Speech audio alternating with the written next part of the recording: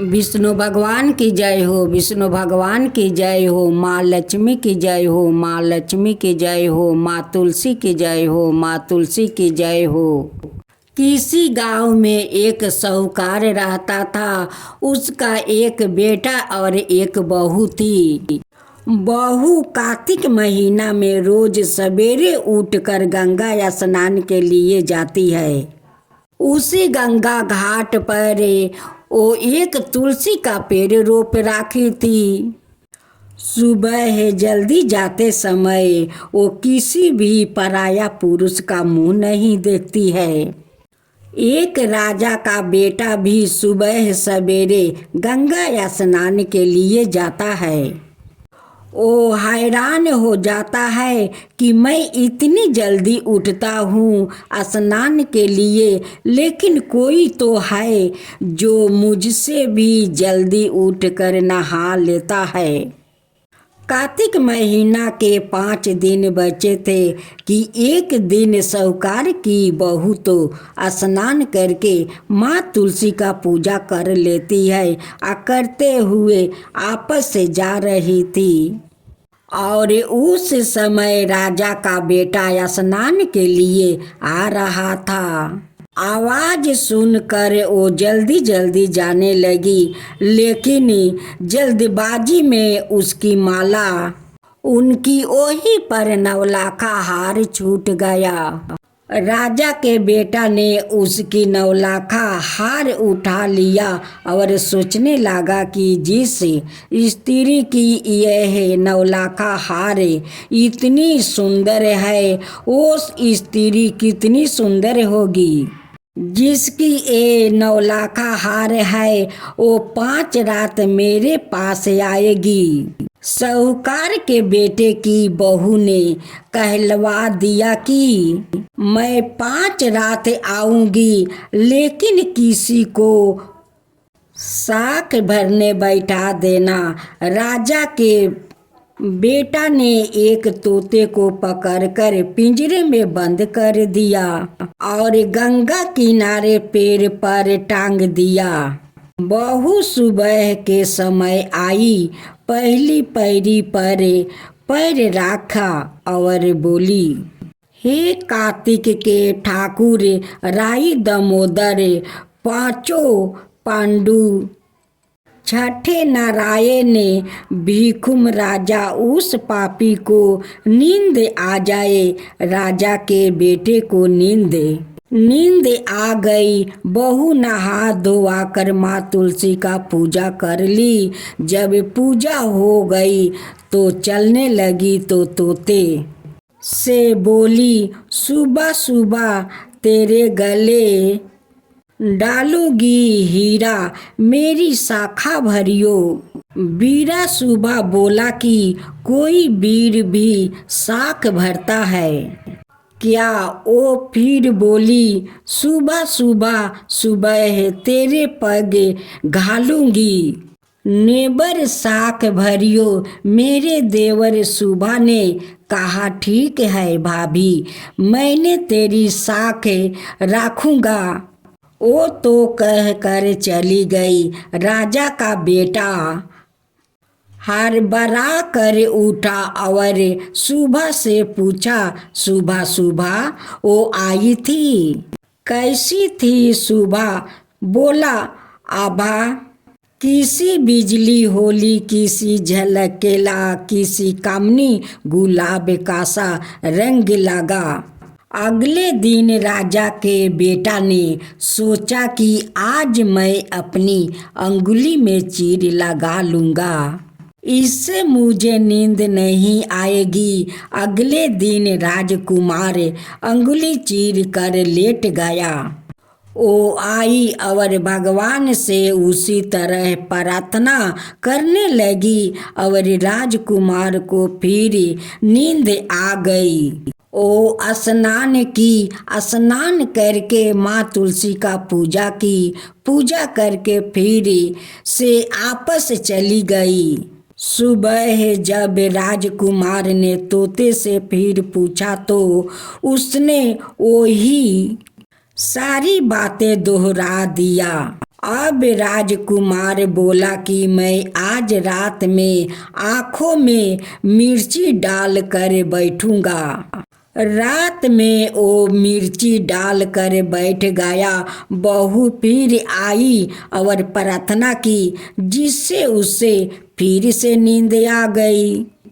राजकुमार ने तोते से बहू के आने की बात पूछी।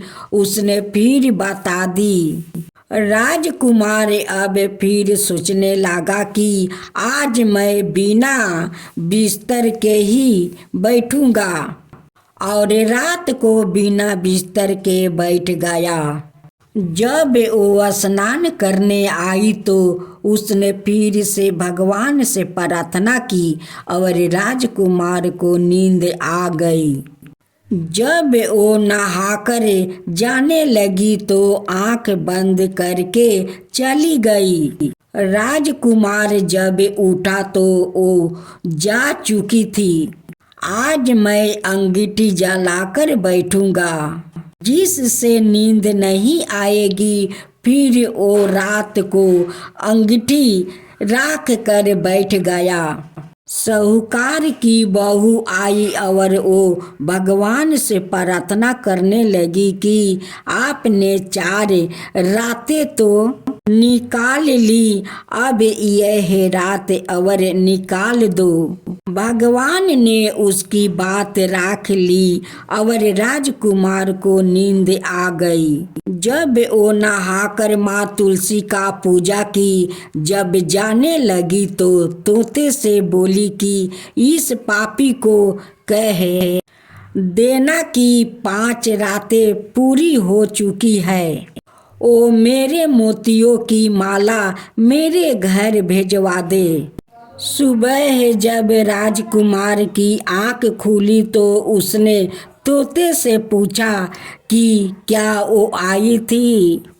तो तोते ने कहा, हाँ वो आई थी और उसने अपनी माला मांगी है।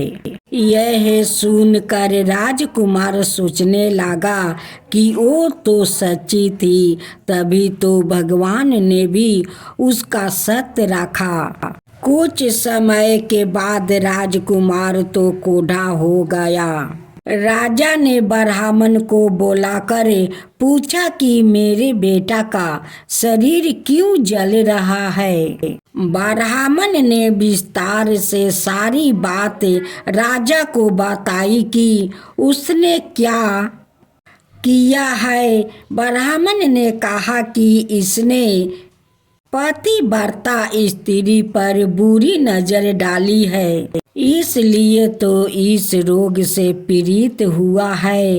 राजा ने इसके ठीक होने का उपाय पूछा तो ब्राह्मण ने कहा कि उस साहूकार की बहू को धर्म की बहन बनाए और रोज उसके नहाए हुए जल से यह स्नान करे, तब यह ठीक हो सकता है।